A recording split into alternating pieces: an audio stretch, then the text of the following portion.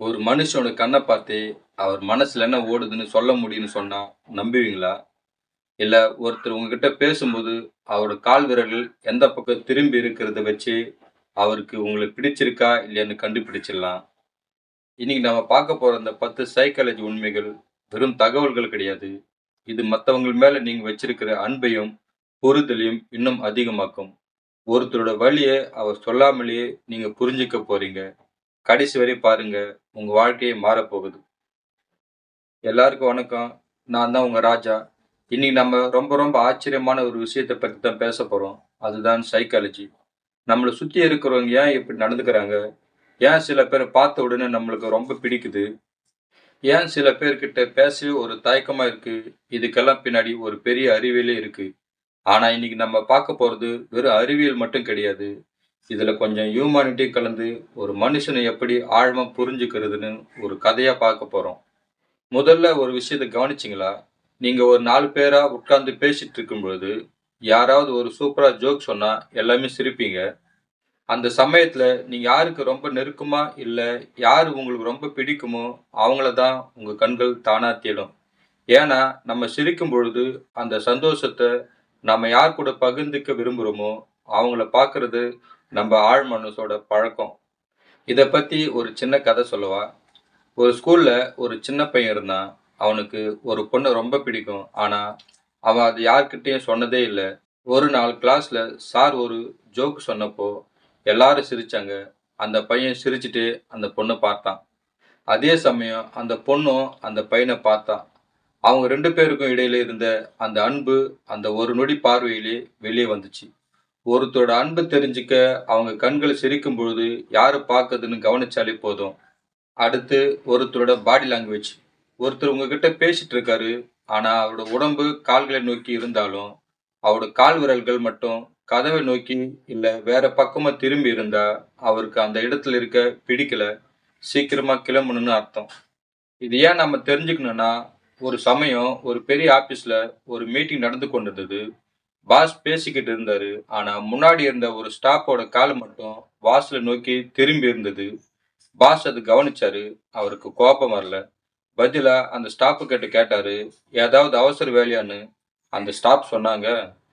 Sir என் குழந்தைக்கு உடம்பு சரியில்ல. ஹாஸ்பிட்டல்ல இருக்காங்கன்னு சொன்னாங்க. பாஸ் உடனே அவர அனுப்பி வச்சாரு.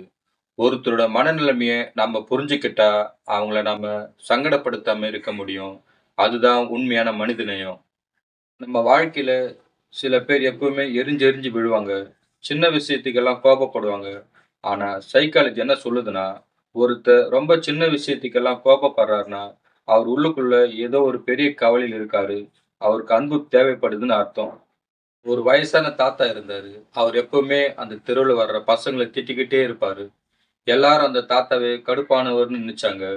ஆனா, ஒரு பையன் மட்டும் ஒரு நாள் அவர் பக்கத்துல போய் உட்கார்ந்து, "ஏன் தாத்தா எப்பவுமே கோபமா இருக்கீங்கன்னு?" மெதுவா கேட்டான்.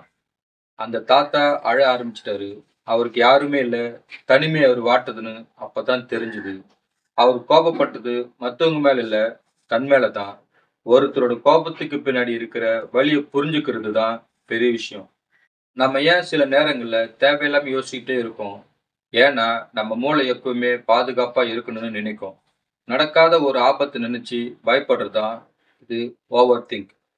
ஒரு ராஜா இருந்தாராம். அவரு ஒரு பெரிய கோட்டை கட்டுனாரு. ஆனா, அவருக்கு ஒரு பயம்.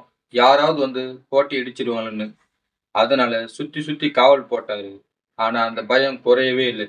கடைசியா ஒரு ஞானி வந்து சொன்னாரு, "மன்னா, நீங்க வெளியில இருக்கிற எதிரிய விட, உங்க மனசுக்குள்ள இருக்கிற கற்பனை எதிரி நினைச்சு தான் பயப்படுறீங்கன்னு."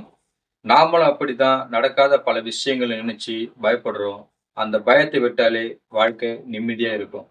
யாராவது ஒரு கேள்வி கேட்டா, அதுக்கு அவங்க உடனே பதில் சொல்லணும்னா, அவங்கள அவசரப்படுத்தாதீங்க.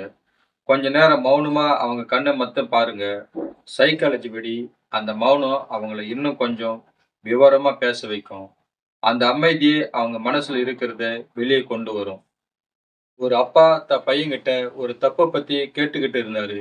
பையன் பதில் சொல்லாம நின்னுகிட்டு இருந்தான். அப்பா கத்தாம அமைதியா அவன் கண்ணையே பார்த்துட்டு இருந்தாரு. கொஞ்ச நேரத்துல அந்த பையன் அழுதுகிட்டே எல்லாத்தையும் சொல்லிட்டான். சில நேரங்கள்ல வார்த்தைகளை விட மௌனம் அதிகமா வேலை செய்யும். கடைசியா ஒரு விஷயம். நாம மத்தவங்களுக்கு உதவி செய்யும் பொழுது, நம்ம மூளையில ஒரு விதமான மகிழ்ச்சி ஹார்மோன் சுரக்கும். இதுக்கு பேரு ஹெல்பர்ஸ் ஹை. மத்தவங்களுக்காக வாழுறவங்க ஏன் எப்பவுமே சந்தோஷமா இருக்காங்கன்னு இப்ப புரியுதா?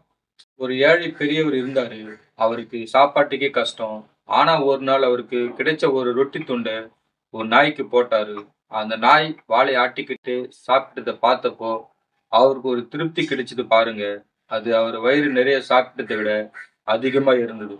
உதவி செய்றது மத்தவங்களுக்கு மட்டும் நல்லது இல்ல. அது நம்மளுக்கும் நல்லது தான். நண்பர்களே, சைக்காலஜி கத்துக்கிறது எதுக்குன்னா, மத்தவங்கள ஏமாத்துறதுக்கோ, இல்ல அவங்கள மட்டம் தட்டுறதுக்கோ கிடையாது. நமக்கு முன்னாடி நிக்கிற ஒரு மனுஷனோட வலிய, சந்தோஷத்த, பயத்த அவர் சொல்லாமலேயே நம்ம புரிஞ்சுக்கிறதுக்காக தான். அப்படி புரிஞ்சுக்கிட்டு, அவருக்கு ஒரு சின்ன ஆறுதலோ, இல்ல ஒரு புன்னகையோ கொடுத்தா, அதுதான் நம்ம இந்த உலகத்துக்கு கொடுக்கிற ஒரு பரிசு. கமெண்ட்ல சொல்லுங்க. மீண்டும் ஒரு சூப்பரான வீடியோல சந்திக்கலாம். அதுவரை உங்களிடமிருந்து விடைபெறுவது உங்கள் ராஜா.